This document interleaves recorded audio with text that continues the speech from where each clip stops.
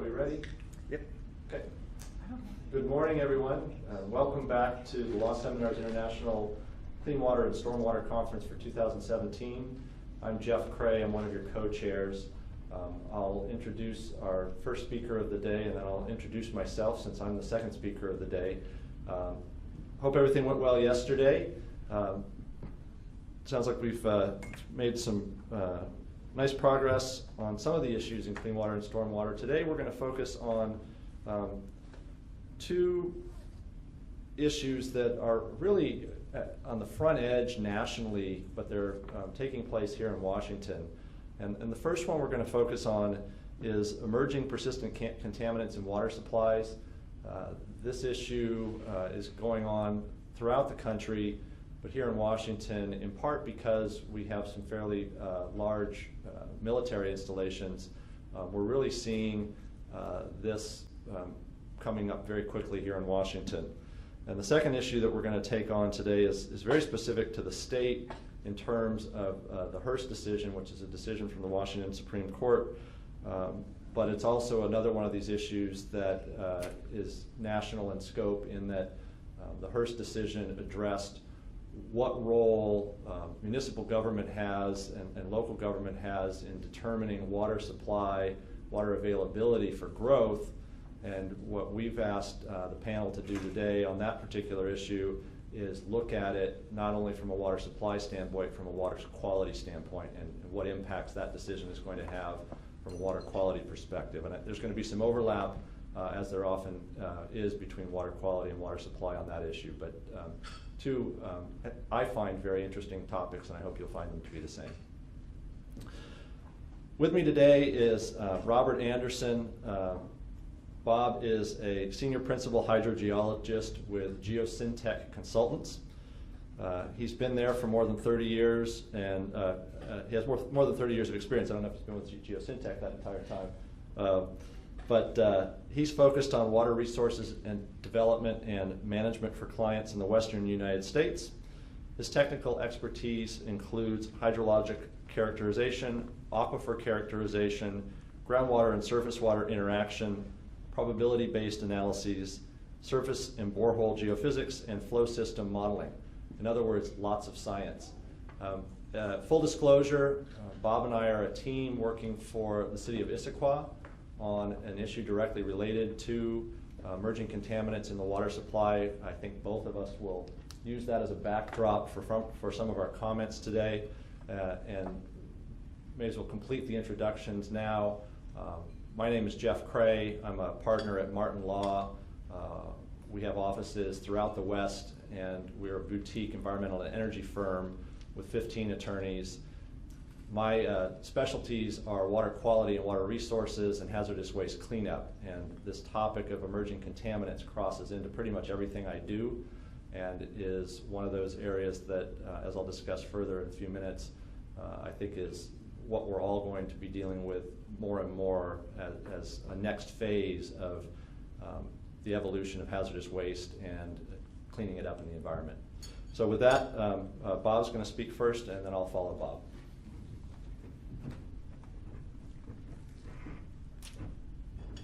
Thank you, Jeff. All right, so we're going to talk about emerging contaminants. I'm not an attorney.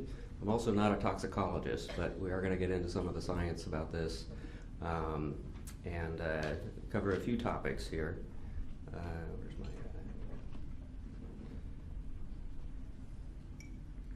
There we go. So the kind of work I've done over the years is kind of ranged across, I've done a lot of groundwater management planning, so the idea of emerging contaminants has sort of been out there for a long time, but I think it's really just in the past 5 years or so that this whole topic has really come to a head.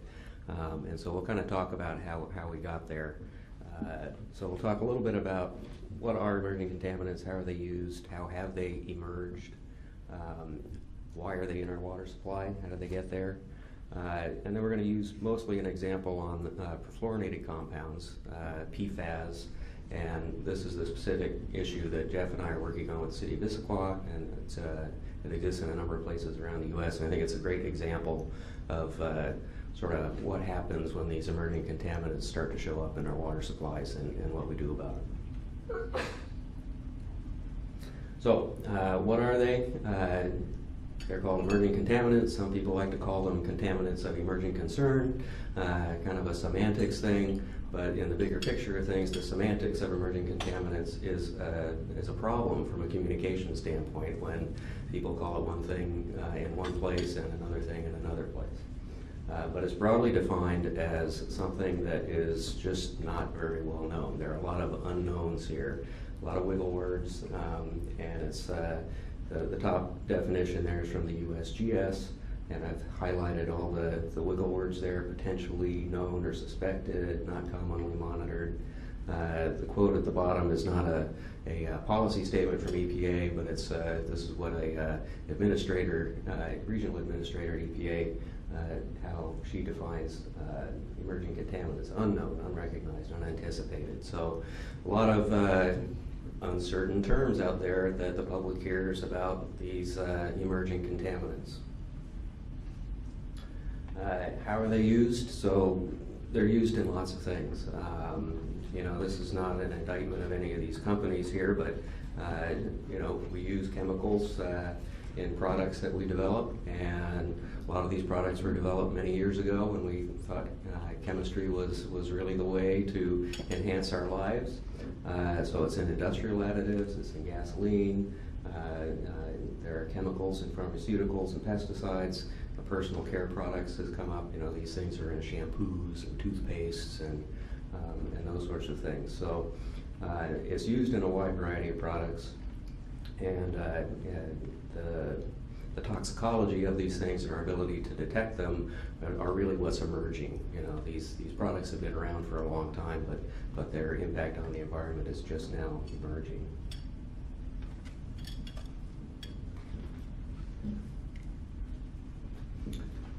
And the reason they're emerging, despite being out there for the past 20 or 50 years, part of it is our ability to detect them. Our technology is just better at detecting smaller and smaller concentrations of things that we didn't even know were out there in the past. There's more awareness. Our sort of data and academic institutions are spending more time looking at these things, publishing more papers, those sorts of things. And of course, there's more public attention and media attention to these because they're new and they're kind of scary sounding. So you do get a lot of attention when you talk about emerging contaminants. So as an example, this is a bit of a history of laboratory detection limits. So back in the days of you know, Superfund, we were measuring things in milligrams per liter. And then the technology advanced in the 1980s, and we were talking about parts per billion. And even back then, it was like, wow, now we're really seeing very small concentrations of things. You know, where we are now, we're measuring things in nanograms per liter, parts per trillion. And we're even starting to see detection limits technology that's able to detect at parts per quadrillion, picograms per liter. So it's sort of like the continual advance of technology, and you know, if you took it to a semi-logical conclusion, at some point we're going to be able to detect a single molecule in anything that we want to look at. So we're able to see if something is there.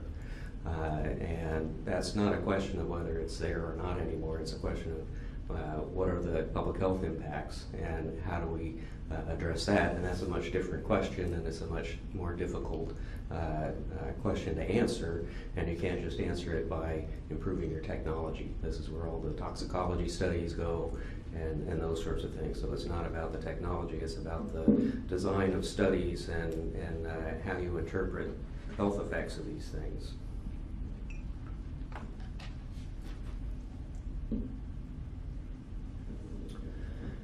So the Safe Drinking Water Act had something put into it in 1996 that sort of, in many respects, kicked off this whole idea of emerging contaminants in water supplies. They have something called a candidate contaminant list that they generate every 5 years, and it's really a way to sort of explore where these contaminants that we didn't know about in the past, where they're showing up, how frequent are they showing up in our drinking water supplies. So UCMR 3 was the third round that was published in October 16. You can see it started in the late 1990s. There were 40 on the list. Things will go on and off the list depending on EPA's assessment of some of these things. And in 2016, there was a big jump in the number of contaminants that made it onto the list for sampling. And I think that's partly due to the ability to detect them. We have the technology to do that now. And I'm sure there was also some sort of administration-oriented things, which we talked about yesterday, of what the EPA can do with their charge and budgets. So some of the new ones that showed up on UCMR3 were these perfluorinated compounds that we're going to talk about in a little bit. And really, it was this rule and the implementation of that rule that it was the reason that PFAS was discovered in the city of Issaquah's water supply. UCMR 4 is going to start monitoring in a couple of years. I don't know anything about what contaminants are going to be on that list. Based on our discussion today, I wouldn't be surprised if that list gets shorter as opposed to longer compared to where it is today. This sort of gives you an idea of how the research in all this factors into things. This was a paper published a couple of years ago that just shows what's out there in the scientific literature for a couple of different things. So you can see this is acid rain. I think that's the blue one. Lead is in red. And then here's the green of the emerging analysis and scientific interest in emerging contaminants. And you can almost interpret this, of course, the internet might have something to do with it, but lead got a lot of interest because of the lead paint, right? Back in the lead paint days, everybody started looking at lead paint. And then again, when it the lead and copper rule was introduced, suddenly there's lead in our pipes, so there was another uptick in the academic interest of lead. So we're just seeing the tip of some sort of iceberg on CECs. This is definitely going to continue to go upwards, and there are going to be more and more studies related to CECs over the coming decades. On the media side of things, this sort of highlights just in Washington, and in the age of social media, it was kind of interesting in the work with Issaquah, in that there was actually someone in our office who lives in Issaquah, and so he's subscribed to all the little panels and social media things within Issaquah, so you could sort of see what was going on in the background, kind of on an individual basis, versus what was coming out in the press. And I think when you look at, again, how we characterize things, for emerging contaminants, your choice of words is important, I believe, because we still don't know some things about this. So it's still contaminated. We have something that's 31 times an advisory level. Well, so an advisory level is different than a maximum contaminant level. So these sorts of things can create a lot of confusion in the community about how much should I be worrying about this.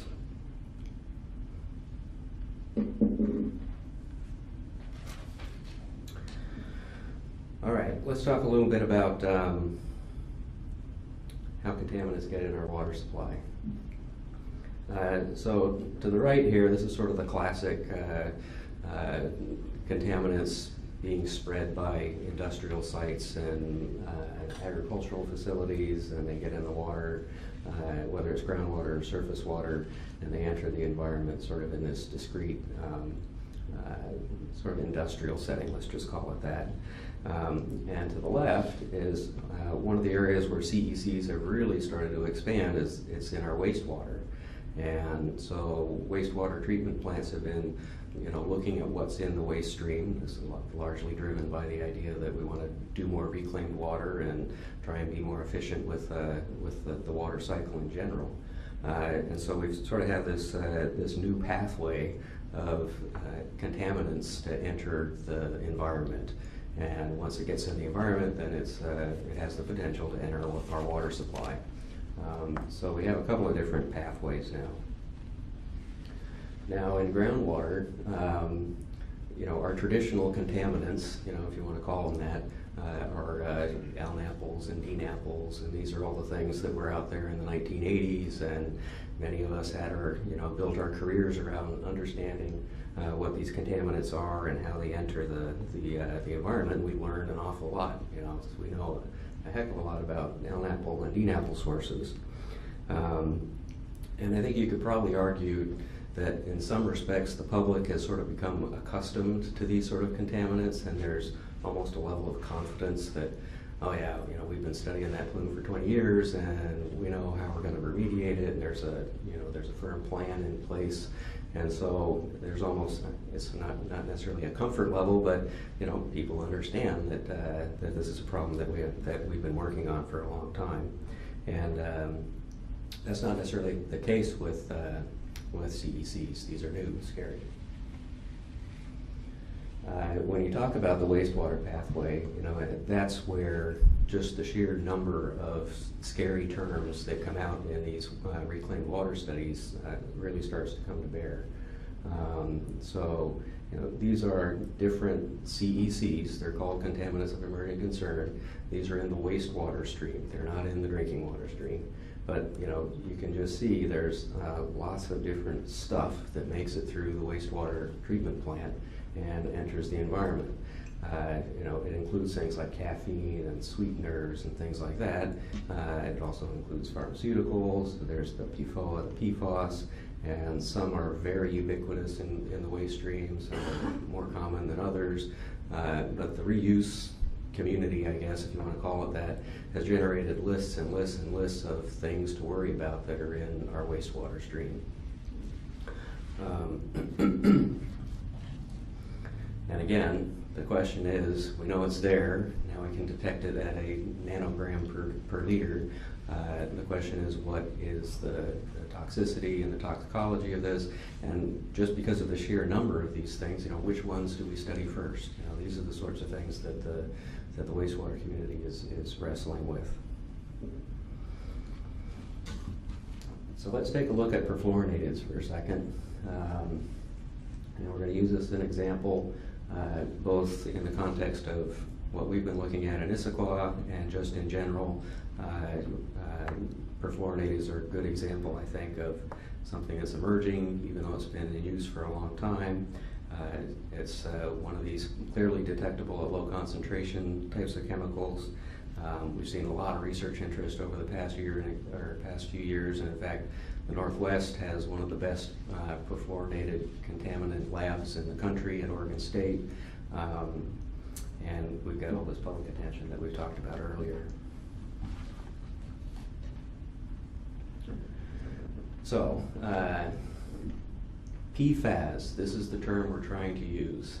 When we started the Issaquah project, we were still calling them PFCs, but I think there's meaning perfluorinated compounds, but again, that was getting confused with the aerosols and those sorts of things, so the scientific community is really trying to focus in on this term PFAS, per and polyfluoroalkyl substances.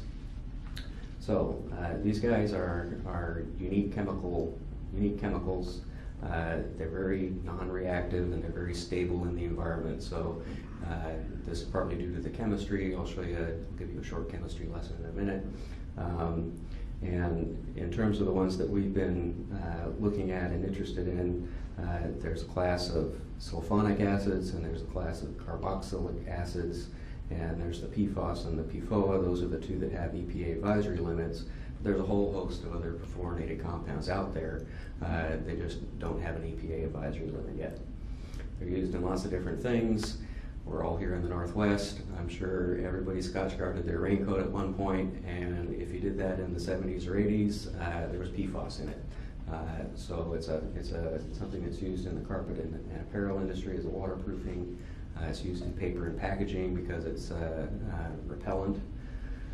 In terms of performance chemicals, it's used in chromium plating, but the most, probably by volume, it's the aqueous firefighting foam, and some people, if you hear AFFF, That means aqueous firefighting foam. And in the military, airports, fire stations, it was a very prevalent component of firefighting foams that are used to especially contain jet fuel fires. And so this is where it was found in 2015 from the UCMR results. There were 6 of them on the UCMR list, and it was broken out into the sulfonic and carboxylic. Overall, in the country, 4% of the water systems that were sampled contain one or more of these PFAS. That's not, every water system is not sampled in the UCMR program. So this is, of the sampled water systems, 4% of those had PFAS in them. And there was some correlation between the location of the water system and its proximity to a military base. And this is sort of where the AFFF, becoming the poster child for PFAS, emerged. And here's the city of Issaquah is the red dot here. And I think a lot of us looked at it and said, what the heck's going on there? You know, it was actually one of the higher hits in all of the UCMR sampling. But obviously there's no military base up there. There was a landfill, those sorts of things, you know, so it was definitely a mystery compared to many of the other detections of PFAS in the country. And in the midst of all of this, and whether it was a reaction to the sampling or I don't think we really understand all of EPA's reasoning, but in the midst of our investigation, in fact, you know, the advisory limit went from 0.4 to 0.07, which is a pretty significant drop. So there again, it created confusion in the community, like, does that mean it's more hazardous? You know, does that mean we know something that we didn't know before? These are all questions that the water city of Issaquah was not very well prepared to answer, you know, but we were investigating it and moving through our study. So here's your little chemistry lesson. So PFAS is a combination of carbon and fluorine, and then it's got either a hydroxyl or a sulfate atom on the end here. And so the reason it's cool to chemists is that this one end is very water soluble, likes to stick to water, and this other end is very water phobic, doesn't like water. And so that's why it gets used in repellents and as a surfactant. And this carbon-fluorine bond is actually, I don't think it's the most, it's the second strongest bond in nature. You know, it's really impossible to break a chlorine-fluorine bond. So it's very stable. This is why it's persistent in the environment. And there are chains. So the C8s, which would be PFOS, and then its companion carboxyl is PFOA. That's called a C8 because they're 8 carbon atoms. And then the shorter chain ones are the hex and the butanes. And this is the one that has an advisory limit. These two don't.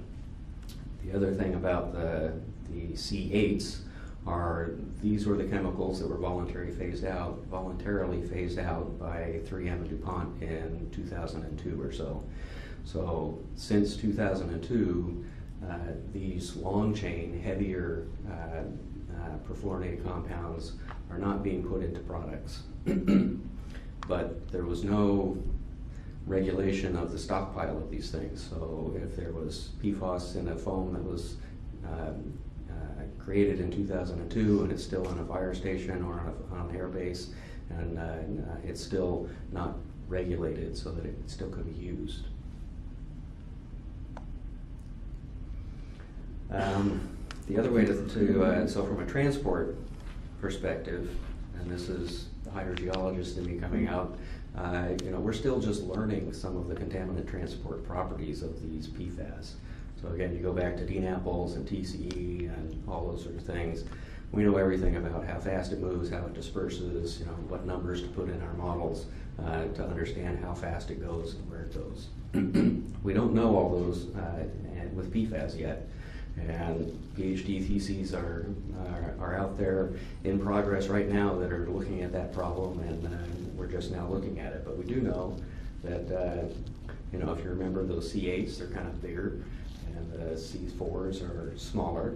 So when it gets into the groundwater, it tends to stratify a little bit, and the heavier ones will stay closer to the source, the lighter ones will move faster. But one thing to remember is that this AFFF is kind of a soup, right? So they're all, this whole, there are C4s, C6s, and C8s in this foam, along with a lot of other stuff. So when you think AFFF, it's not just PFAS, it's a mixture of all of these things. And we did see, Issaquah was a great example of where we were able to see the relative concentrations of the relative volumes of the different chains, the C8, C6, and C4, differ along the flow path in the aquifer.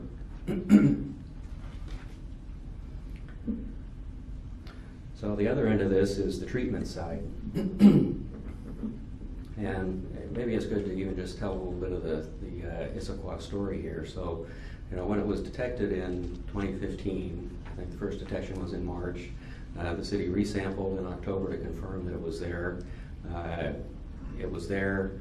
The city immediately reacted and said, we need to figure out where it's coming from, and we need to figure out how we want to treat it. So they were very proactive, and in the space of a year, they were authorized the funds to construct the treatment plant, do the study to figure out where it was coming from, and off we went. And the treatment of these things is not something that your typical water treatment system would handle. So green sand filters and ozone and some of those things that you've probably heard about in a water treatment context, that's not something that will treat a perfluorinated. You need to have granulated activated carbon or reverse osmosis or nanofiltration, which are very expensive and not common at all in many small municipalities. So this is the city's canister going in here. So if you have a Brito water filter on your tap, it's basically a one-chamber granulated activated carbon.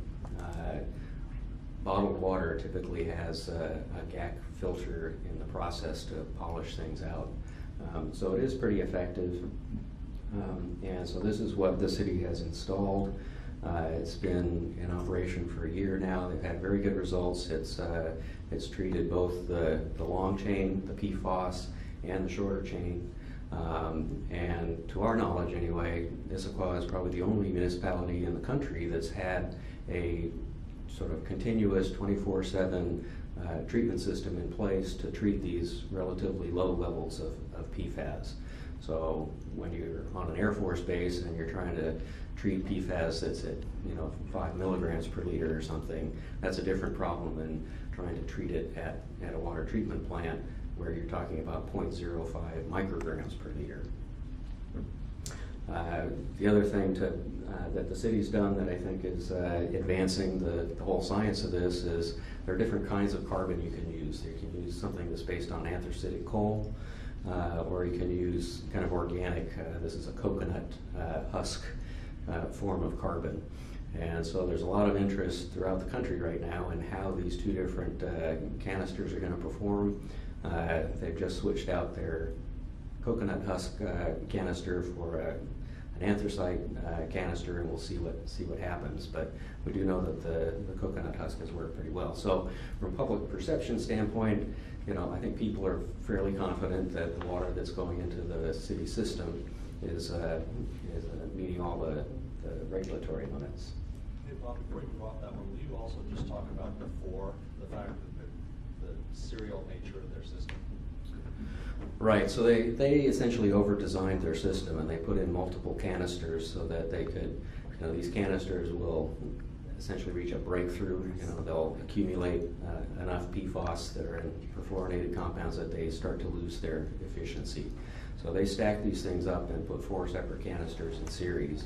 And then what they'll do is they'll take the back one and move it to the front, and then the front canister, all the carbon comes out and gets disposed of, and then they refill the downstream one. So, and in between each of those canisters, the city is sampling and sort of looking at the efficiency of what's coming out and what that breakthrough looks like. So it was a very well-designed system. This is not, if you just have a one canister system, or you know, something just on your water filter, you know, I think you need to look at what might be coming through there. This is a very well designed, over-designed probably in many respects.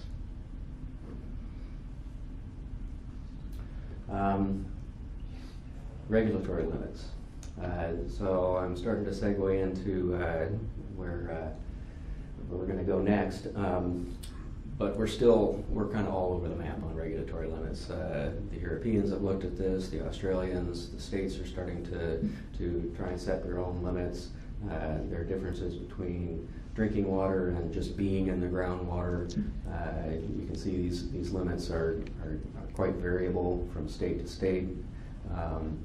And they're changing all the time. Let's see, Alaska's not in there. Alaska has a standard now. Australia, I think, is starting to regulate the hex, which isn't even on here. So this is always in flux, and again, I think a source of confusion in the community. And when you talk about drinking water, it's not just about meeting the regulations, it's about people feeling confident in their water supply. And those are somewhat different things. And I think it sort of speaks to, you know, how we manage these contaminants. You sort of have to have a kind of a philosophy about it. And this was a study that came out of Germany that sort of looked at whether entities were taking more of a risk-based approach versus what you'd call a precautionary principle. And, you know, clearly here in the U.S. we're very risk-based, right? So this is where all the toxicology studies come in and those sorts of things. Other countries are taking more of a precautionary approach.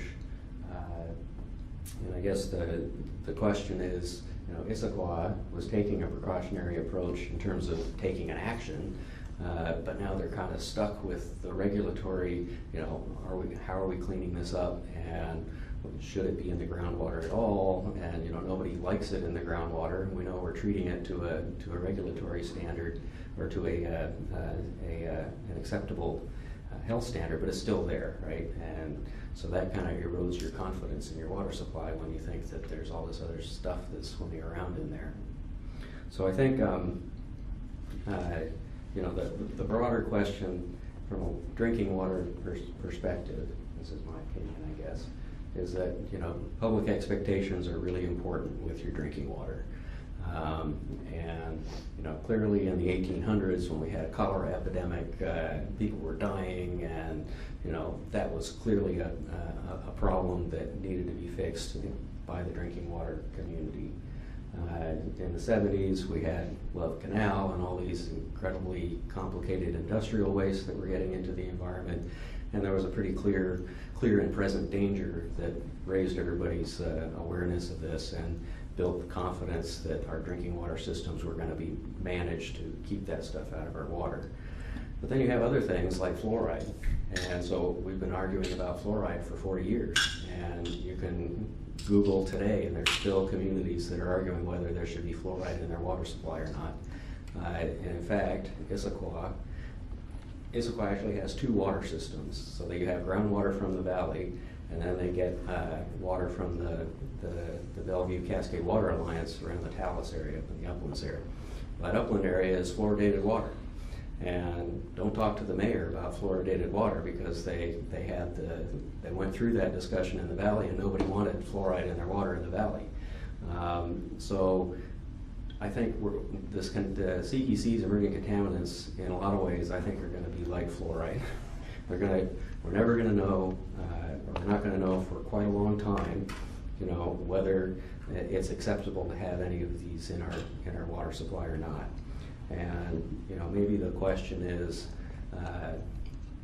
at what point does sort of self-regulation and the ability of a city or a county or a local entity to actively regulate their own water supply, as opposed to waiting for a big machine, federal machine that is doing kind of operates at a different scale, you know? And I think these are some of the frustrations that the city are looking at right now in terms of trying to figure out how can we get this out of the groundwater itself. You know, we know we've treated the drinking water. How do we get to the source and sort of return the aquifer itself to the condition that we'd like it in? So I think with that, I'm going to hand it back to Jeff, Hopefully I didn't take too much time. You're doing great on time. Okay. Thank you.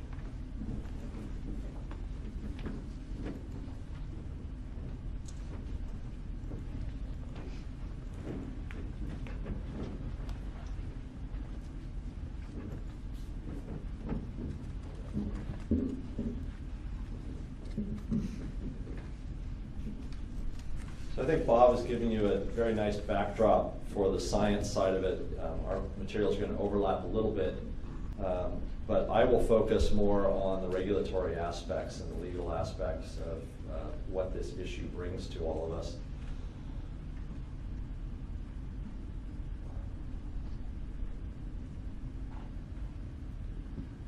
Just an overview of the things I'm going to talk about. I'll cover again, maybe a slightly different perspective, the discussion about sources.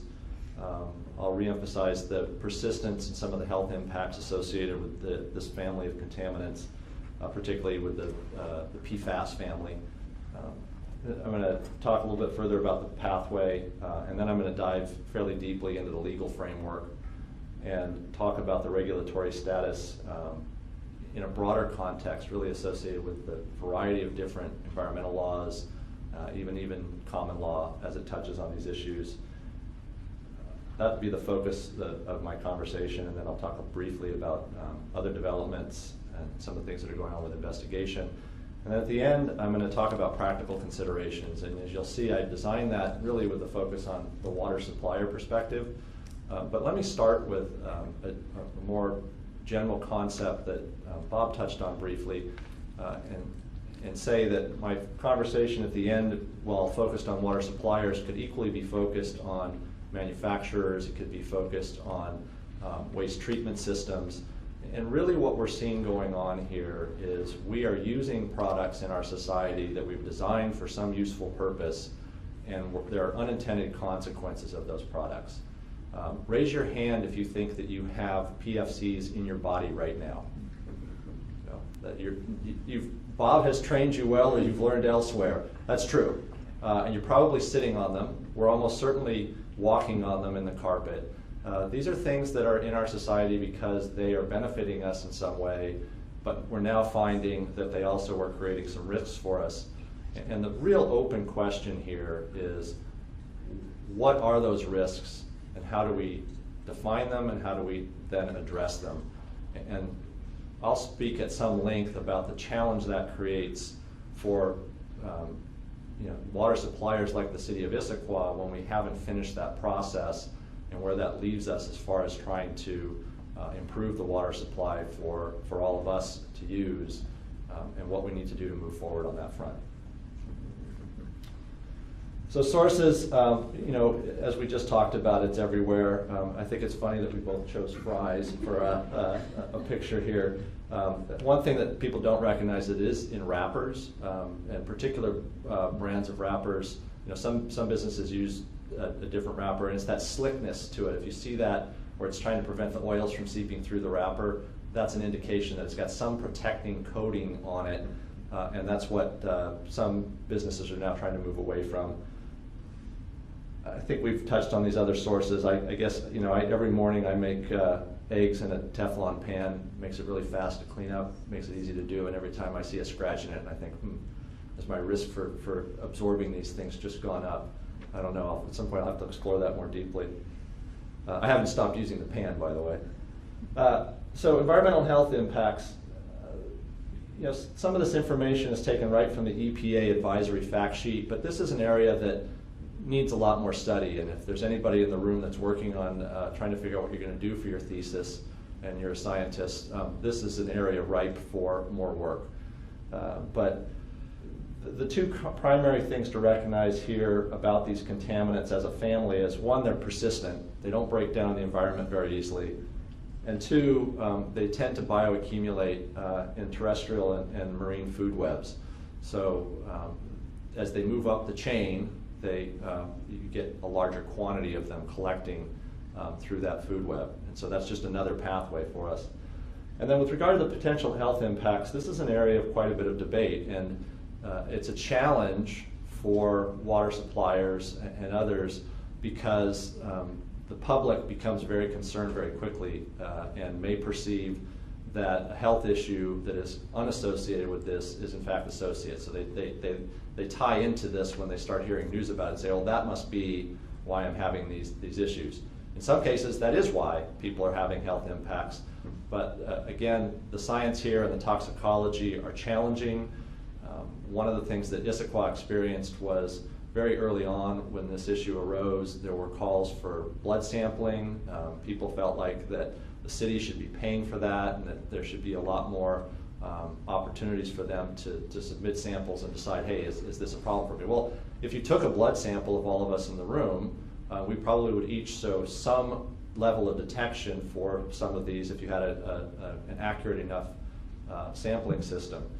But that doesn't automatically equate to some of these health impacts. These are the family of health impacts that we're concerned about arising from these chemicals, but you need to do the toxicology, you need to do the individual medical research to determine whether that, in fact, there's a tie between these two.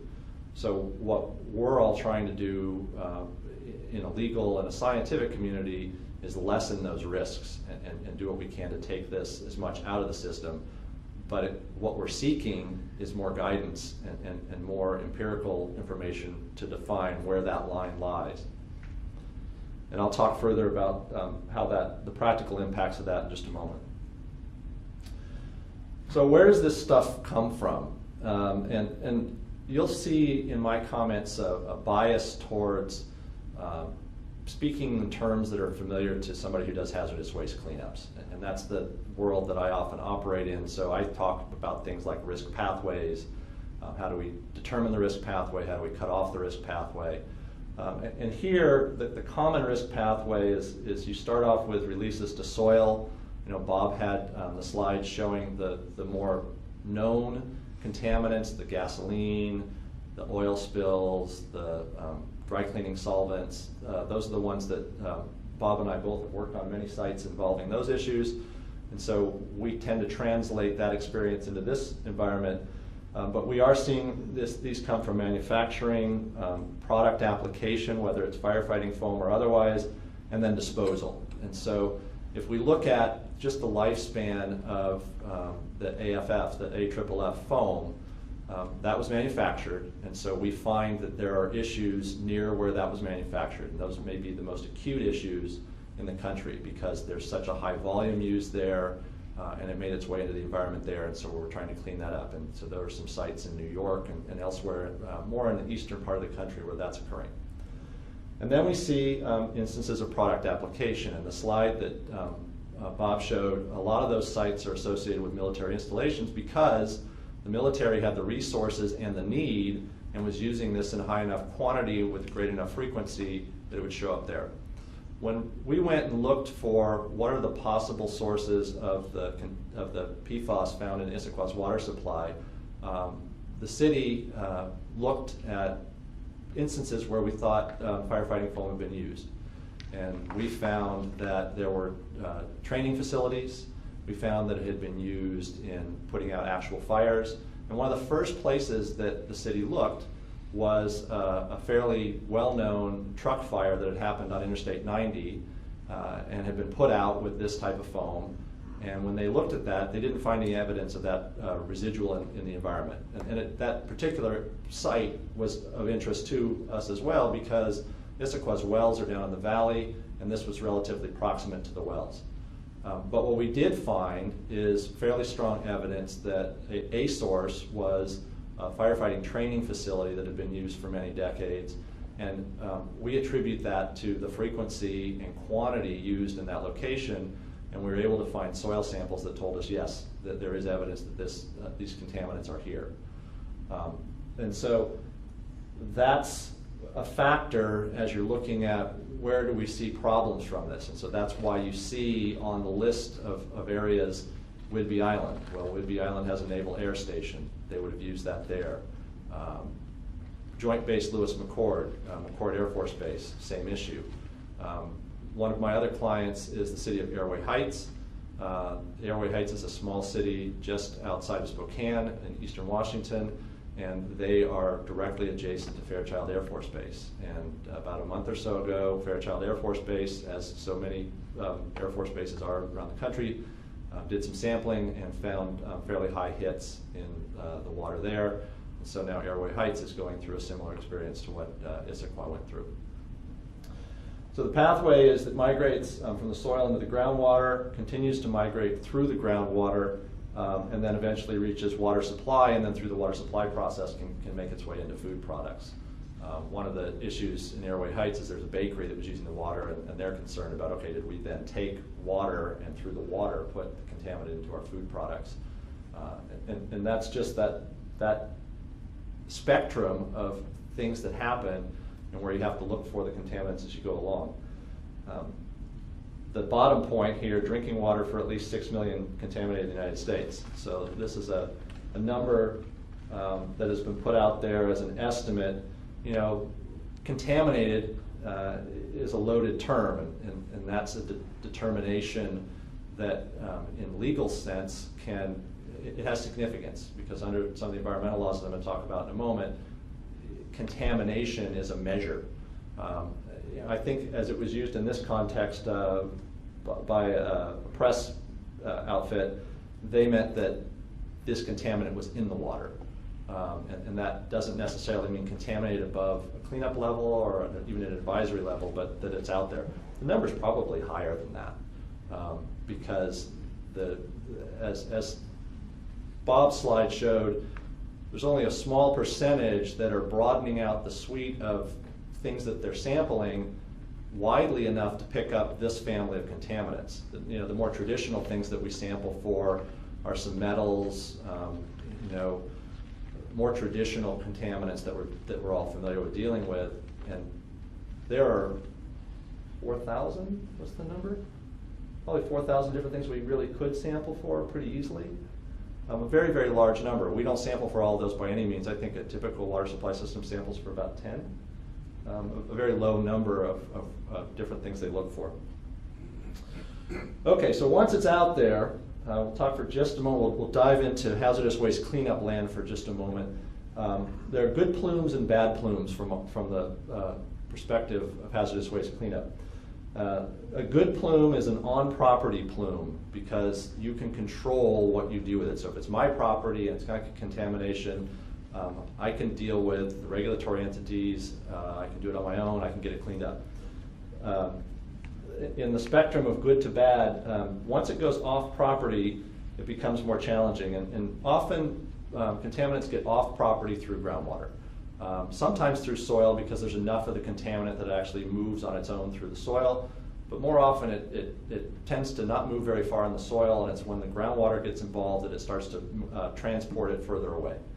And that's what was going on with, say, the solvents that we see coming from dry cleaners. Those move pretty rapidly. And that's very much what's going on with the shorter chain of the PFAS family contaminants. They really move. And we're seeing them quite a ways distance from source areas because of that. And if I understand correctly, it's a combination of the fact that they don't break down and they're intended to be slippery and not adhere to things that helps them move along. So those problems, that's more of a bad plume. And then when you get to third-party exposure where somebody else has been impacted by these contaminants, that becomes even more challenging. And then it also becomes an issue for insurance purposes because most general liability policies only cover you for harm to third parties. So if you had something that happens at your house, say you released a contaminant into your yard, your insurance policy generally won't cover that. That's an exclusion. But if it went off of your property and you had some third-party damage, then you may have some coverage there. I'm not going to go deeply into that. Don't start taking that too much far because insurance is another complicated factor that's well beyond today's presentation. But I'll talk about it briefly in a moment about why it's useful here. Okay, so here's some key issues. Let me put them out there and then I'll come back and I'll address them each in turn. Is there a possible claim? In other words, is there somebody you can turn to and say, hey, I need you to help me clean this up? Does the law recognize the claim? In other words, is it the type of claim for which you have some relief? Is the claim ripe, meaning has it reached a point where you actually can make the claim? Is it stale? Did you wait too long? Is the pollution source potentially immune from claims? And because we're talking about military installations, we're talking about the US government, and the US government has some sovereign immunity from many types of claims. So I'll address each of those. So the legal framework. This is sometimes referred to as the alphabet soup. There are lots of acronyms here, but what I've laid out for you are the primary federal and state laws that bring this issue into play. So we have the Safe Drinking Water Act. Safe Drinking Water Act regulates the water supply system. The whole purpose of the act is to make sure that the water that we're receiving is safe to consume. The counterpart on the Washington state side is the public water supply system, and it's more procedural in nature and structural in nature, but it very much mimics the Safe Drinking Water Act. In both of those, the operative definitional term for this purpose is contaminant. So what is defined as a contaminant? EPA has not defined the PFAS family as contaminants under the Safe Drinking Water Act. That's why you only have an advisory limit. The Clean Water Act, which has a counterpart with the Washington Water Pollution Control Act, is designed initially to clean up surface water supply. So this is one of the older of our environmental laws, and it says that you cannot discharge any pollutant into the waters of the United States, or in the case of Washington's Water Pollution Control Act, the waters of the state, which is also fairly broadly defined. Pollutant is extremely broadly defined. It's pretty much anything that's not water. You may see on occasion the phrase, and I think King County uses this from the King County Metro uses this, only rain down the drain. And that's their way of saying, look, the only thing you can put into a storm sewer drain is rainwater. You can't put anything else, or it's a pollutant, and then you trigger risk under the Clean Water Act. Now, the Clean Water Act and the Washington Water Pollution Control Act both allow you to receive a permit to discharge certain pollutants. So if you're an industrial facility that needs a permit, you can get a permit for a particular level of zinc and copper and some other pollutants to go down your drain, and there's a benchmark level that you have to sample against. But the general proposition is no pollutant. So these laws would really prohibit the discharge of these firefighting foams and other things into the environment if they were going directly to water. And so there's some operational best management practices about where you use these foams. The general idea is you don't want to use them around water. The cleanup laws are, at the federal level, the Superfund law, which is CERCLA, or the Comprehensive Environmental Response, Compensation, and Liability Act, and then the Washington counterpart, which is actually slightly broader than CERCLA, which is Model Toxics Control Act, or MTCA. They both use the term hazardous substance. And as a strict matter, when you go look at the list of hazardous substances under either of those laws, these chemicals don't show up on that list. That doesn't mean that they may not be regulated under those laws. There's some other ways to go about it, but one of the things that the city of Issaquah would certainly appreciate that would make this easier is to actually list these as hazardous substances. And there's some value in that that we'll discuss further in just a moment. And then the other area is the Resource Conservation Recovery Act, or RCRA, and the Washington Hazardous Waste Management Act. And these are the back end, if you will, of the process. Is what do you do once you've used these materials and you need to dispose of them? So what's the proper way to dispose of them? That's what these laws cover. So you've got water safety from a consumption standpoint. You've got general water cleanliness for an overall environmental and social and health standpoint.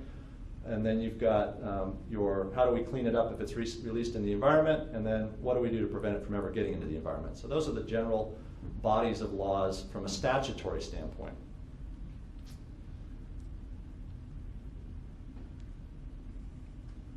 That's not the end of the story, though. And statutes are legislative expressions of policies made into law. but they arise from common law initially. And so if we go back to the common law, we have some other ways to look at this, and they're primarily in the tort construct, and those are trespass, nuisance, negligence.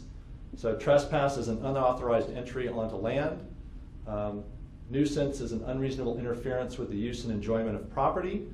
And then negligence is if you had some duty of care and you breached it, you caused some sort of injury and you actually had an injury, then you would have a negligence standard. And it's a range of different laws that have been designed over time, borrowed primarily from England, that allow us to have claims against people who have harmed us in some way. The first two are primarily focused on property rights, and then the latter one is broader than that and can focus on personal injury as well as property rights. The reason I bring these up is if we have a vacuum in the statutory laws, then these are tools that you can turn to try to seek some relief. So for example, City of Issaquah has spent well over $1 million on its treatment system, and it's saying, hey, this is a pretty heavy burden on us and on those whom we serve. How do we spread that burden to others, particularly those who have caused the problem in the first place? And so they're looking at these different vehicles to address that, and they're finding that the statutory laws come up a little short in the current context, but these might be some other tools available. There is a statutory law that's a little less recognized in Washington called the Statutory Waste Law that allows for a claim for wrongful waste or injury to land. It's interesting because it has a treble damages provision, and so it's a little bit additional incentive if you're able to bring that to bear. And then finally, if you were a private party and you were damaged by some governmental action, you may have a constitutional claim for a taking or a related theory called inverse condemnation, meaning that the government has taken your land from you. And the idea is that it's happened without a compensation. So you go back and you can say, look, you need to pay me for the harm that you've done to me by taking away this property right that I had.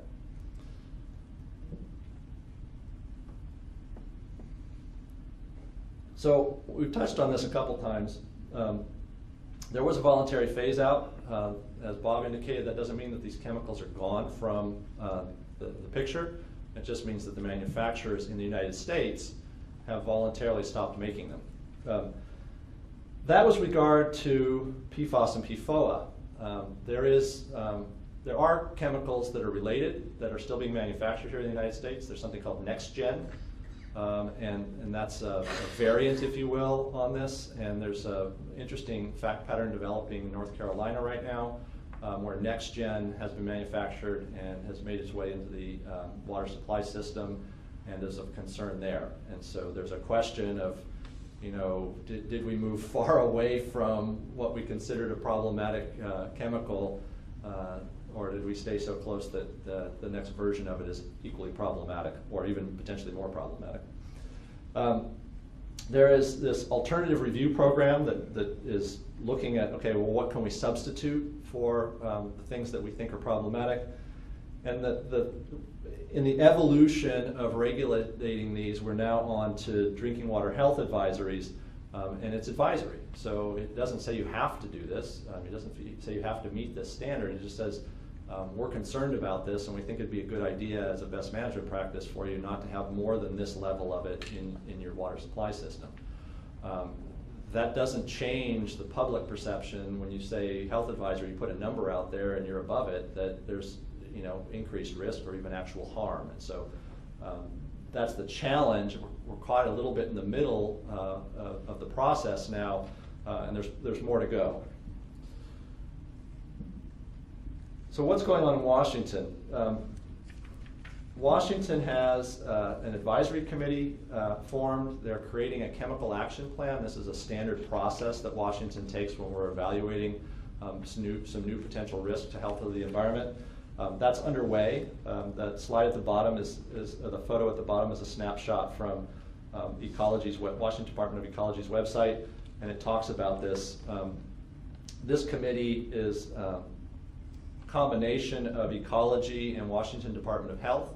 If you're thinking about it from a regulatory silo perspective, Washington Department of Health handles the Safe Drinking Water Act side of the equation. Washington Ecology handles the, okay, what do we do if it's out there in the environment? How do we prevent it from getting in the environment in a broader sense, not directly associated with human health? So more from an environmental standpoint. There is uncertain regulatory status under MACA. My role is to advocate for my clients. As a legal advocate, I can make an argument that Model Toxins Control Act does cover these things, but it's not as clean as it would be if there was a definition that said this amount of this contaminant in the environment is illegal. So that's part of the uncertainty there, and that's why we really could use some cleanup standards. The situation in Issaquah is a really good example of this. We actually know where a source of the contaminant is, and we've been in conversations with that source. What the owner of that property says is, well, yeah, I understand that it's in my soil, and I understand that there would be some desire to get it out of the soil because that would shorten the time for which it's leaching into the groundwater and making its way into your water supply system. But I don't know what the cleanup standard is, so I don't know where when am I done? If I go and dig up this soil, how do I know when I've finished my job and I can be told I don't have to do anymore? And so they're looking for guidance in the form of a regulatory standard for a slightly different reason, and it's to define when they think they've done a good job of cleaning up their property. We're looking for it because it would help us do that, and then it would also give us some opportunity to go back to them and say, look, we've got this established mechanism, and we think you've done some harm, and we want you to correct it. So briefly, other states, and I'm going to come back to that point in just a moment. New York has listed it as a hazardous substance. And recall, New York has some manufacturing and some landfill sites that are making this a more acute problem there. They're further along, if you will, in the evolution of addressing this issue. They do regulate firefighting foam containing PFOS and PFOA. Vermont, same thing. They've listed as a hazardous waste. They have a lower drinking water standard. And there's proposed action in Minnesota, New Jersey, and others. Very interesting side story. So I described this situation with NextGen in North Carolina. Turns out that one of my childhood friends moved to North Carolina. She has several children. One of them's 10 years old. She's a grade school student there, and she became alarmed by some news reports of this, took some action, actually wrote a letter to the water supplier saying, you need to fix this. And as I was preparing the slides, my colleague, Sarah, who's here with us today, threw a slide in here of this photo of kids. This young lady right here is my friend's daughter. And so it just reinforced to me that this is an issue for all of us. And we're all being impacted by it and need to come up with ways to address it. So why does the legal status of whether it's a contaminant or not matter? Bob touched on this, and we have a scientific process for defining the underlying risk to health and the environment. And through that process, we come up with these standards. The process has started for these contaminants, but it's not complete to the point of actually establishing a standard. So what that does is it leaves it open for debate. Bob can say, this is the number I think we should clean up to. One of you may also be a hydrogeologist or a toxicologist and say, nope, I disagree with Bob. It should be a different number, higher, lower, whatever. But it's that give and take of the regulatory process and the public participation that gives us some greater certainty for where we've hit the right spot. And then we can come back to that process and move it again. That's what hasn't occurred yet, particularly in Washington. It started, but we're a long way away from that. It also provides, as I said, this opportunity for public comment and debate. The end product is it establishes a standard against which we can all measure when cleanup is complete or far enough along that we can have some certainty. And for that reason, it increases certainty for site closure. We can say, okay, we've addressed the source over here. Now let's go look at other possible sources, and we can address those in the same way. And it gives this defined statutory, so we look, the laws from the legislature, regulatory, meaning the laws from the agency that's charged with managing this particular area of risk, in this case the Department of Ecology or the Department of Health, and then a precedential framework. And what I mean by precedential is we will start having these issues come before the courts, and the courts will look at the fact patterns and apply the law, and we'll start getting some understanding of how that works. We have all those things for gasoline, for diesel, for perchloroethylene, which is the dry cleaning solvent. We've got that in place for those, and we have a pretty good understanding of what we need to do on those. We don't have it for these. And when we have that, it'll be easier to establish the responsibility for responding to and remediating the contaminants. It will allow for cost recovery for those that are hurt, and it also makes some greater certainty for how we can either apply or acquire insurance related to these risks. So coming back to the key issues that I mentioned before, is there a possible claim? Well, there's a claim if you have injury, you have some damages, and you have a known contaminant source. City of Issaquah has that. There's a potential claim because we know that the city has been injured in the form that it had to put the treatment system in place. We know that the city has suffered damages in the form of the cost of the system itself, and we have an idea of at least a likely source of those contaminants. So the city of Issaquah is in a position where it would have a claim. Then the question becomes, does the law recognize the claim? That regulatory and legal uncertainty that I mentioned before pushes us into looking at common law, so trespass, nuisance, those kind of things. It would actually be beneficial from Issaquah's standpoint to have the ability to turn to the Model Toxics Control Act. But without the standard, it creates an opening for the source property to say, look, I don't know what level to clean it up to, so I'm not going to take any action. Is the claim right? So there's some steps you have to go through. You have to tell the responsible party. If the responsible party is a public entity, there may be a requirement that you give them some advance notice in sufficient specificity to let them know what your claim is and give them a chance to respond. If the claim is right, it decides whether you do or do not have insurance potentially available, and it addresses the defenses that might be available there. Is the claim stale? One of the issues that you bump into frequently in this area is whether you've what's called blown a statute of limitations. Have you waited too long? And statutes of limitations are designed as a matter of social policy to give you some certainty that if you wait too long, the claim goes away. In the context of these common law claims, the statute of limitations is 2 or 3 years. That can be, there's the concept of continuing trespass, continuing nuisance, and what that means is that it could roll along. So if the contaminant is still out there in the environment, that trespass, and it's still on your property causing you harm, that trespass would continue. But what you may find is that your damages are cut off. So if you say you spend $1 million on your treatment system, and then you wait 3 years, but your claim is only 2 years long, even though the continuing nuisance occurs there, you may not be able to get the initial capital cost of the system, but you get the costs that are on a rolling basis that are coming in. So that's a consideration in that regard. In the context of hazardous waste law, Model Toxics Control Act statute of limitations doesn't start to run until you've completed the cleanup. So that one would be open until you've cleaned up whatever the risk is. In that context, you define a site as everywhere the contaminant went, and the cleanup is not complete until you've cleaned up the entire site. So you'd have to go back to the source. And that's really an area that would be valuable for all of us. So we know that these things have been released to the environment. We know there are sources of them. But what's happening is, as they're left in the environment, they're continuing to leach from the soil into the groundwater and then on through the process. If we go, one of the things that I would advocate most strongly for is what we call source removal. So let's go get the hottest spots out of where they were actually released, so that we can reduce the duration of their leaching in, and therefore shorten the time that we have to treat for them back on the supply side.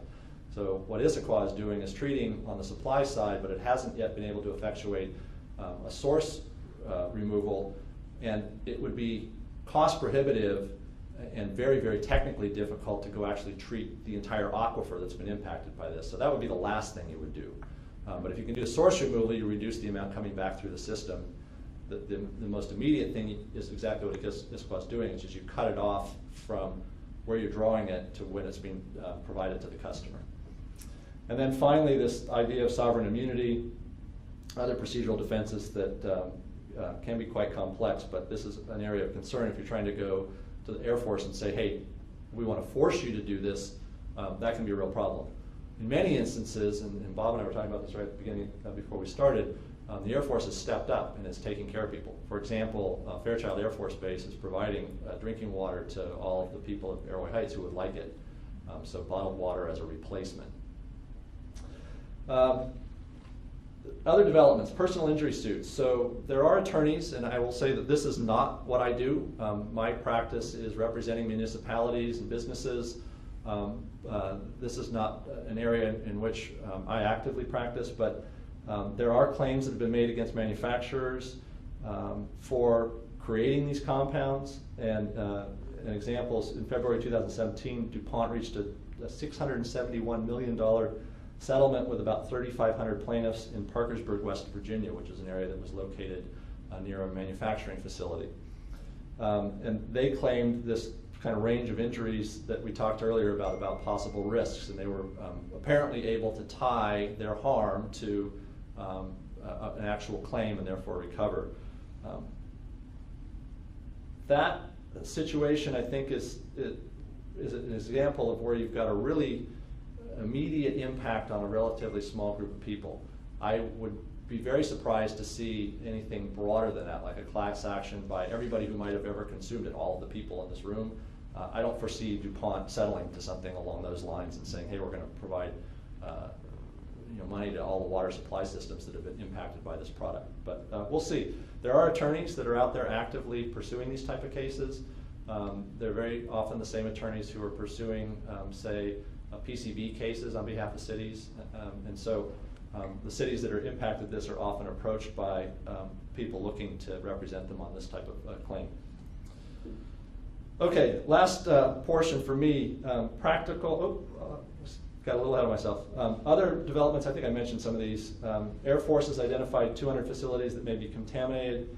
Washington, we have Fairchild, Whidbey, Joint Base McChord, and just a figure, the Air Force has spent about $137 million as of July of last year to investigate and begin remediation. That is almost certainly increased. You're seeing a lot more activity on this front. I know there's been a lot of activity in Colorado with 3 towns that are affected there. Obviously, we've got Fairchild now, so that number is certainly higher. I think a valid question is there going to be any change in that behavior as a result of the administrative change in Washington, D.C.? We haven't seen that yet, but that's an item to keep your eyes on. Okay, so practical considerations for water suppliers. First, protect the water supply. And so are there alternative sources available? Can you do them on a temporary or permanent basis? Airway Heights was in a good situation because it had an intertie with the City of Spokane water supply that it was able to turn to. That intertie pre-existed for other reasons, having to do with seasonality of their water well system. And so they were able to temporarily go to that. That created a different issue. City of Spokane needed that water, and we're moving into the summer months. One of our challenges here in the Northwest is that we have very wet winters, but very dry summers, and we need the water supply to stay in the rivers and creeks for the fish. And so as the water demand jumped up over there, I think they're trying to work through this. Can we still give you water or not? Everybody is going into more of a conservation mode as a result. Are there treatment options? So short-term, long-term treatment. Can you quickly put on? I always chuckle at GAC, a granulated activated carbon system, or can you do something else that will allow you to be confident in your supply of water and then look at longer-term solutions? Longer-term solution, in my mind, also includes source control, and so that's why I think it's very important in the Issaquah situation. Next of importance, protect the public. And so communication is critical here. You are required under many of these laws to notify the Department of Ecology and the Department of Health when you know that there are contaminants that have been released into the environment or in your system. You have an obligation to notify your customers and the community. You should come up with a press communications plan, and you should consider coordinating with other potentially impacted entities. This is all part of that. If you have knowledge and you have facts that you should be sharing with others who may be interested and concerned about it, you should do that. But you should do it in a thoughtful way and an organized way so as not to unnecessarily increase alarm in the public. And then finally, consider notice to the insurer. Insurance policies almost invariably require you to cooperate with your insurer. And insurance companies will become not just upset, but they may argue that they don't owe you any obligation if you don't tell them what's going on as you know about it. And so that's an important step to the extent you might have insurance. And just a note about insurance, you used to be able to claim environmental harm under general liability insurance. So if you're a business operator and you had a general liability policy, it was broad enough historically that it would cover even these type of claims. The insurance companies figured out that that was a huge risk for them, and it wasn't a risk that they really anticipated until the environmental laws came along. And so in the mid-'80s, they started changing the policies and excluding environmental claims from most general liability. Doesn't mean you can't obtain that type of insurance, but it's an add-on. You have to go back and obtain it. So a modern policy generally won't provide coverage for these type of things, and you have to specifically negotiate it and add it in. And then investigate the contaminant sources. So gather water data, evaluate possible soil sampling, identify the possible sources. This, in many times, is a historic record search. And this is a very common component of what you do when you're evaluating a Model Toxics Control Act, a hazardous waste type of claim. And as part of that process, you'll go and figure out, okay, who might have used this chemical, where could it possibly come from. Your data can often point you in that direction. So if you saw, remember Bob's slide where he had the orange, yellow, and the progressing, the hot spot was the longest chain and the shorter chains were further away. The source that we're confident was a source for firefighting foam to Issaquah's water supply has a signature that looks almost exactly like that, where you have a basin that's flowing down gradient towards the city's wells, and you can see the highest concentration up where we think the source is, and it lessens as you move further away from it. It has almost the same pattern as the slide that Bob showed with the different variations of the chemical. And then finally, evaluate your remedies and possible claims for all the reasons I talked about statute of limitations, timing, different ways you can approach that. When you're doing all this, there's some key internal players for a water supply system, and I think this would very much be true for a wastewater treatment system and even any business that's dealing with this. So first is your operational side. That's your public works director, your operations manager. They're the ones that will most likely be the first to know that there's an issue here and be in the best situation to help from a structural standpoint, from an operational standpoint, to address it. Then you have your management of your entity. If it's the city, it's the mayor, the city council, the city manager. If it's a private entity, it's your CEO and the people there. It's really important as another player is to involve your communications people, your communications director, your press agent, whoever that is. And then your internal, what I call your internal legal, your general legal. If it's a corporation, it's your in-house counsel. If it's a municipality, it's your city attorney. It's real important to bring them in early on because there are absolutely legal issues tied into these, as we all can tell just because we're here at a continuing legal education talking about them. And then there are also some key external players. Environmental consultant is an absolute must. These issues are almost certainly beyond the realm of knowledge of almost all city employees. They're very specialized. There are not that many environmental scientists out there that are fully immersed in this. And it's really important to bring somebody on, a hydrogeologist, an engineer, maybe both, maybe some additional skill sets to evaluate that, maybe even a toxicologist. Interesting side point, I talked about the blood testing. that Issaquah was asked to do. That conversation kind of wrapped itself up when the Washington toxicologist said, no, I think that's more than you need to do. And that seemed to satisfy those who were asking it for it, and it also gave an outside perspective, not just the city saying, hey, we don't want to do it, but somebody who's charged with that, protecting public health, saying, no, I think this is beyond what's necessary. And then outside legal help, just like the scientific technical issues, the legal issues associated with this are generally beyond most city attorneys. That's often how we become involved. Is a city attorney will contact us and say, look, I've encountered this issue, is this what you do? We'd like some help. And then last on the external players would be considering some sort of a public relations entity to help with some of the challenges associated with that side of the equation. That public relations side also can be very useful in terms of lobbying or advocating for either statutory or regulatory changes. And the city of Issaquah has all of these players on its team for that very reason, and that's kind of my template for how to do that. Some closing thoughts. Emerging contaminants list is growing and will continue to grow. And so these issues are not going to go away. They're only going to become more challenging. The contaminants themselves can take many pathways. One of the areas that has been most intriguing to me, I had a colleague who said to me about 10 or 15 years ago, Jeff, you don't want to spend time on this hazardous waste cleanup stuff. That's done. We've cleaned up, we've got the Superfund sites. That's a dying practice. Go find something else that you're interested in and focus your energy there. So I went and focused on water resources and water quality. Well, lo and behold, we have these emerging contaminants, which I view as phase 2 of hazardous waste cleanup, and I think potentially even bigger challenges than our first phase when we enacted Superfund law and all those things, because some of those were quite obvious and in some ways fairly easy to address. These contaminants are more challenging. As Bob said, we have much better science, much better ability to detect them in the environment, and so we can now see more clearly all the different places they have popped up. And one of those places is in waste as well. So all the things Bob talked about that are going into the waste stream, those are accumulating in things like our biosolids that we're then reusing from our wastewater treatment plants.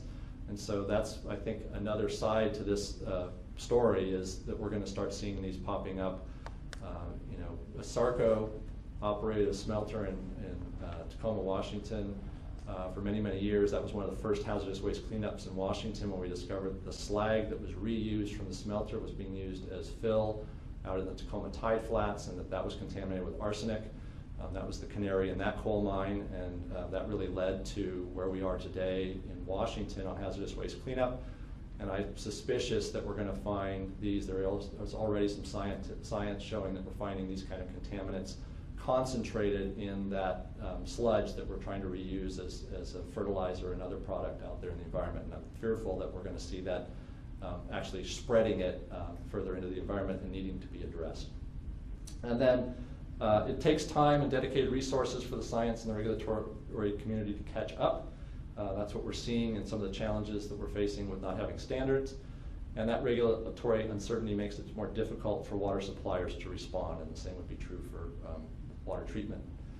As a result, it's really important for all of us to be prepared to respond as they emerge and to think ahead. And so thank you all for attending so we can talk about some of these things. Bob and I will take questions for a few minutes. So what we're going to do on questions is I have a microphone up here, and we have a number of people that are participating by webinar. And so Kate or I can take the microphone around. I'll be happy to do All that. right. How are you, Jeff? I'm well. Nice to see you. Good talk.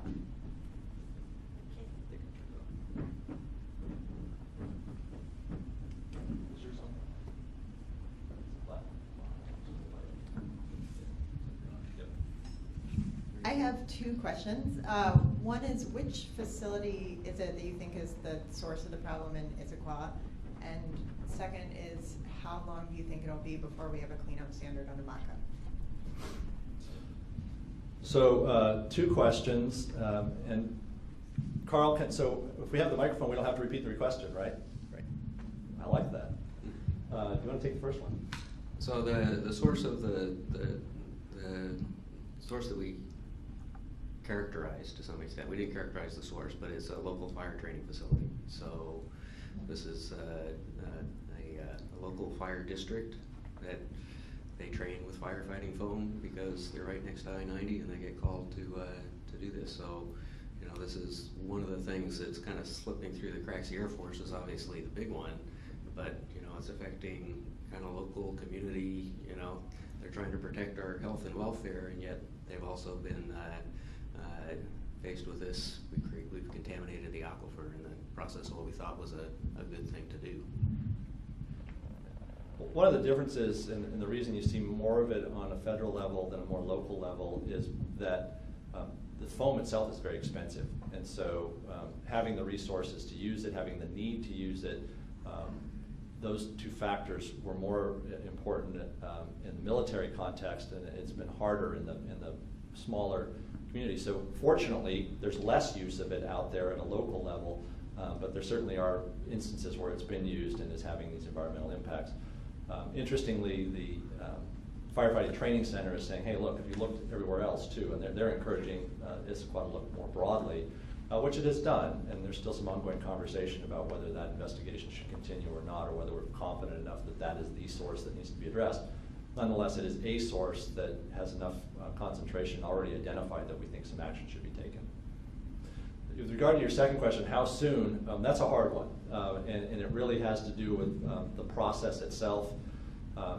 If everybody were in consensus that something needs to be done, that could be relatively quick, assuming that the resources are available to do it. The Department of Ecology is strained in many different ways, and it doesn't necessarily have the resources to take on a new rulemaking process, and is also, I think, a little gun shy because they've had some challenges to more recent rulemaking processes. And in this instance, if you had contention about what the contaminant level should be, that can draw out the process because it could be challenged.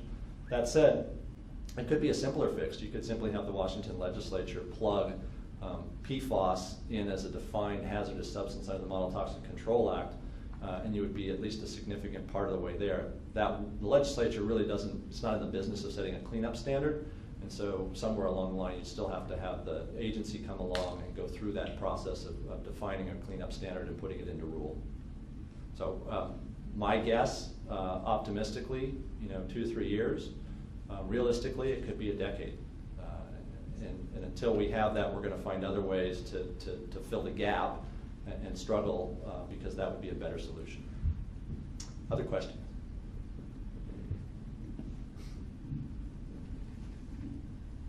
I guess in the case with ISSAQA, where you had the instance on I-90 versus like a place that's storing, training, multiple uses in ground, in the one case they didn't find that it had spread very far.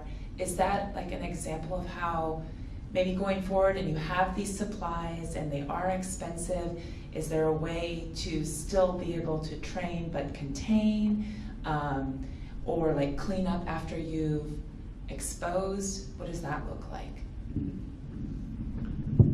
Well, like for example, the fire training facility at North Bend is very well contained. It's got a big stormwater system, and it's a regional training facility, so it's kind of constructed with the idea of managing all the activity out there.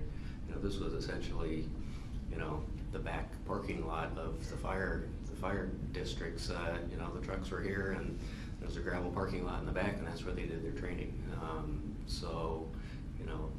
It wasn't a constructed facility specifically for fire training. And I think that's a great example of now we know a risk.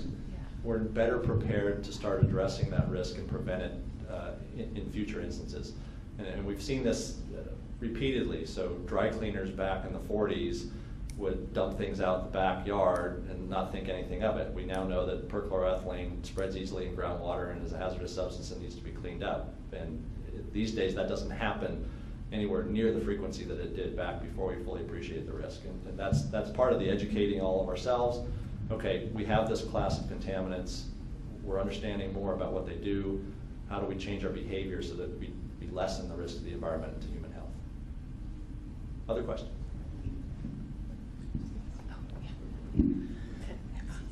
I have 2 questions as well.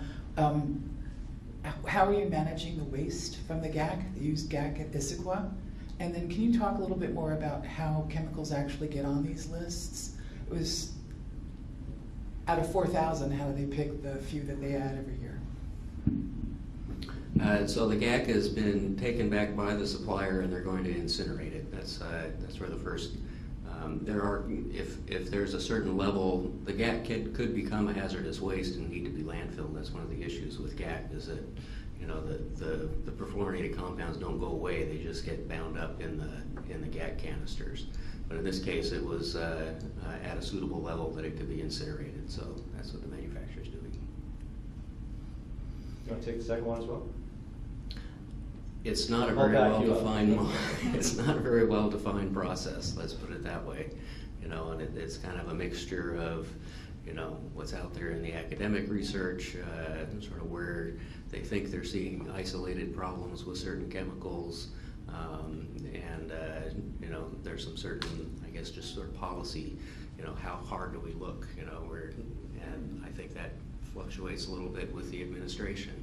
You know, and what the budgets are for the EPA and all those things. So all of that factors into it. There's not a cookbook. I think there's also a component of it where we're looking for, you know, families of things. We might pick one member of the family to be representative of other members of the family. And in this instance, you know, as Bob indicated, there's a host of different chemicals that could be in this family, and we just picked a couple of them. There's a question over here.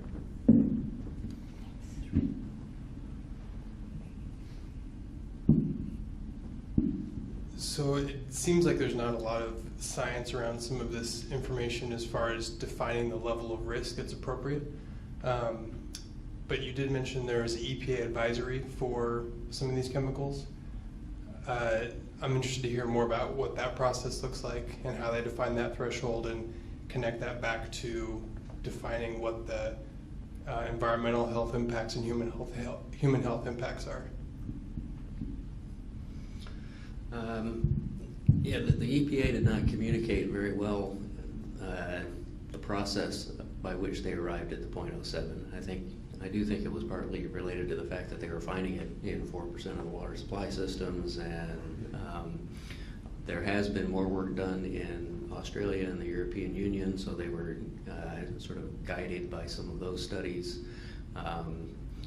You know, cancer causing, I think, is a big trigger for a lot of these things, and really PFAS has not been shown to be cancer causing. PFOA is a suspected carcinogen, but the studies so far have not really pointed to PFAS as a carcinogen.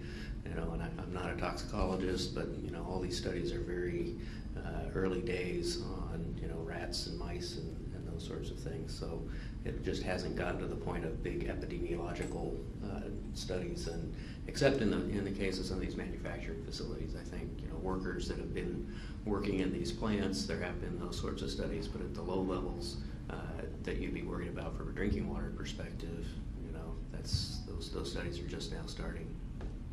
Yeah, interesting anecdotal element to that.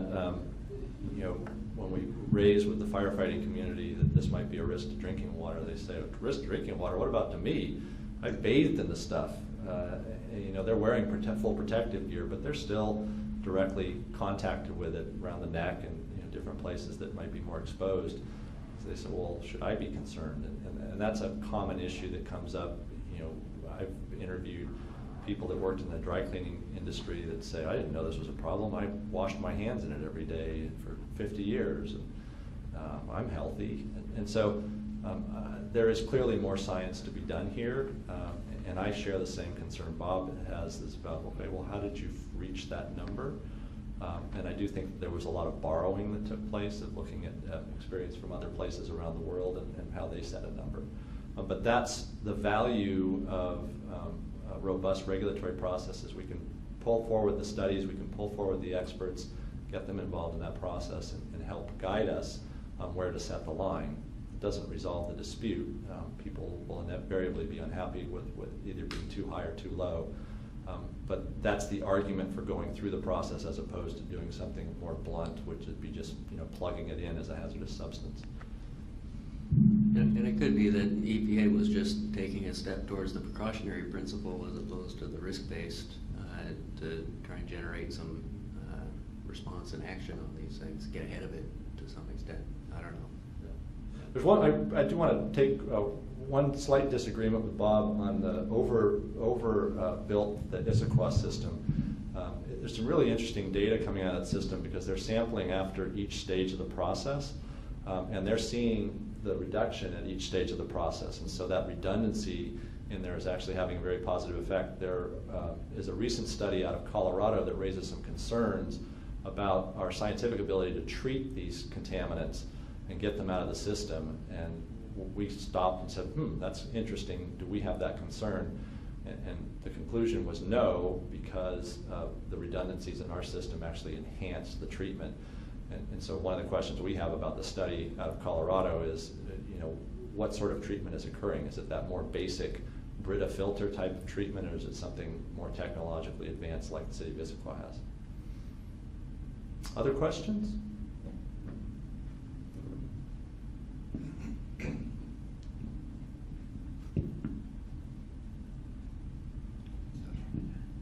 Is that on? Yes. Hi, my name's John Lowy. I'm from Whidbey Island. I'm on the board of the Whidbey Island Water Systems Association and also the Island County Water Resource Advisory Committee. And yeah, I've been working with this issue for a little while. I should point out that the Naval Air Station on Whidbey Island is being cleaned up by the Navy and not by the Air Force. They would be very offended. Fair point. The unregulated contaminant monitoring list, the water systems that get tested, the 4,000 and some water systems, they go out and test water systems, I believe, that have at least 10,000 residences attached to them. And here in Washington State, as you probably know, we have about 13,000 water systems. We have a slew of very small Group A and Group B water systems that rely on groundwater. And I think a concern is that that testing tends to be biased towards larger systems and perhaps systems that are more reliant on surface water. Do you think this problem is going to look a little bit worse when we start investigating more smaller surface water systems around the state?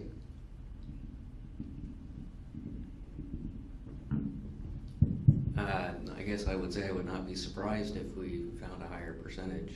I mean, you're right, there's a certain amount of self-stratification in the way that the UCMR sites are chosen.